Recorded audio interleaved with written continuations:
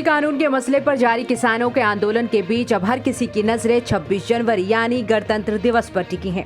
किसानों ने इस दिन बड़ी ट्रैक्टर रैली निकालने की बात कही है, जिसका दिल्ली पुलिस ने विरोध किया।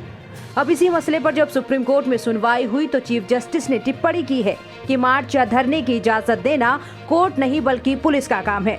सर्वोच्च अदालत ने कहा कि रामलीला मैदान में प्रदर्शन की इजाजत पर पुलिस को फैसला करना है। चीफ जस्टिस ने कहा कि क्या अब अदालत को बताना होगा कि सरकार के पास पुलिस एक्ट के तहत क्या शक्ति है। हालांकि जब सॉलिसिटर जनरल की तरफ से गणतंत्र दिवस का हवाला देकर अदालत के निर्देश की अपील की तो इस पर अब सुनवाई बुधवार को की जाएगी। वहीं किसान नेताओं का कहना है कि सुप्रीम कोर्ट का ट्रैक्टर रैली के मामले में दखल न देना किसानों की जीत है। पुलिस और केंद्र सरकार इस मसले पर किसानों से बात करे, हम शांतिपूर्ण तरीके से अपनी रैली निकालेंगे। उन्होंने कहा कि हम अपनी रैली से गणतंत्र दिवस की परेड को परेशान नहीं करेंगे। हम अलग इलाके में अपनी रैली निकालेंगे। अगर पुलिस रोकती है तो भी हम ट्रैक्टर रैली निकालेंगे। आपको बता दें कि किसानों ने ऐलान किया है कि गणतंत्र दिवस के मौके पर वो दिल्ली में ट्रैक्टर रैली निकालेंगे। ये ट्रैक्टर रैली दिल्ली की रिंग रोड पर होगी। हालांकि दिल्ली पुलिस ने इसका विरोध किया और कानून व्यवस्था बिगड़ने का हवाला दिया। केंद्रीय सड़क परिवहन और राजमार्ग मंत्री नितिन गडकरी ने राष्ट्रीय सड़क सुरक्षा अभियान की शुरुआत की। 1 महीने तक चलने वाले इस अभियान में लोगों को रोड सेफ्टी नियमों के प्रति जागरूक किया जाएगा और इसके लिए स्कूल, कॉलेज और अन्य शिक्षण संस्थानों में रोड सेफ्टी से संबंधित कार्यक्रम आयोजित किए जाएंगे। राष्ट्रीय रोड सेफ्टी कैंपेन की शुरुआत करते हुए नितिन गडकरी ने कहा कि इस अभियान की जरूरत बहुत ज्यादा थी।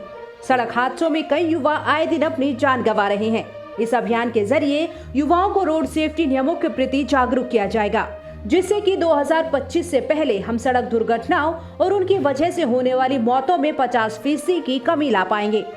नितिन गडकरी ने कहा कि अगर हम 2030 तक ऐसे ही चलते रहे तो तब तक 6 से 7 लाख लोग अपनी जान गंवा चुके होंगे। इसीलिए जरूरत है युवाओं को रोड सेफ्टी नियमों के प्रति जागरूक किया जाए। गडकरी ने कहा कि हमने अभी तक प्रतिदिन 30 किलोमीटर सड़क बनाने का लक्ष्य हासिल कर लिया है और उम्मीद है कि मार्च के आखिर तक हम 40 किलोमीटर सड़क प्रतिदिन बनाने का लक्ष्य पूरा कर लेंगे। हमने रोड कंस्ट्रक्शन के रिकॉर्ड तोड़ दिए हैं और आज ही हम लोग 30 किलोमीटर के ऊपर पहुंच गए हैं और मैं विश्वास रखता हूं कि मार्च एंड तक, जब मैंने ये कहा था कि 40 किलोमीटर रोड पर डे बनेंगे तो लोगों ने मुझे, बहुत पत्रकार ने हंसे थे और उन्होंने कहा था कि ये कभी होना संभव नहीं है, पर शायद इस मार्च एंड तक हम 40 किलोमीटर पर डे के रोड कंस्ट्रक्शन में पहुंचेंगे।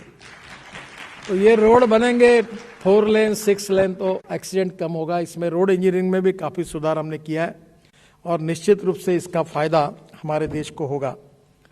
पिछले साल में स्वीडन में सरकार की ओर से हमने जो कार्यक्रम हुआ था towards achieving 0 road fatalities vision on Indian roads by 2030, तब हमने ये उनको कहा था कि हम 50% डेथ और एक्सीडेंट कम करेंगे।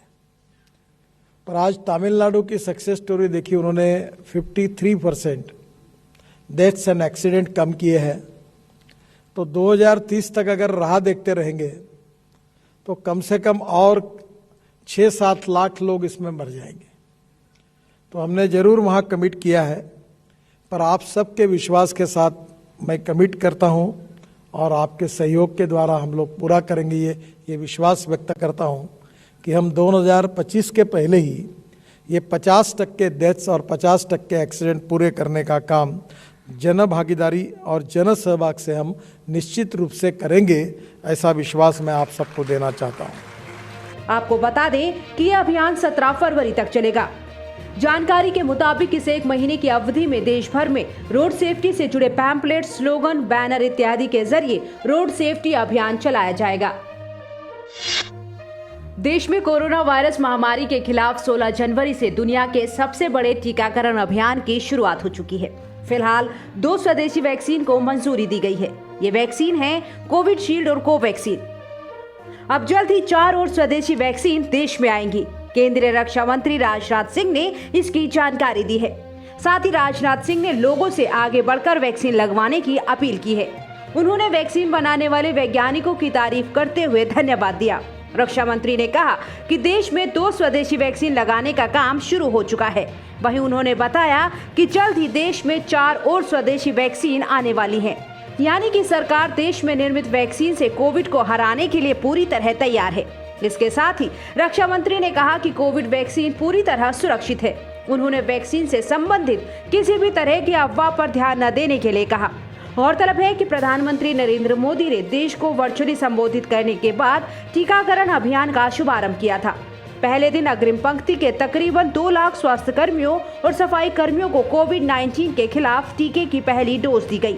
आपको बता दें कि जहां एक तरफ देश में वैक्सीनेशन कार्यक्रम शुरू हो चुका है, वहीं दूसरी तरफ कोरोना के नए मरीजों की रफ्तार भी थमती नजर आ रही है।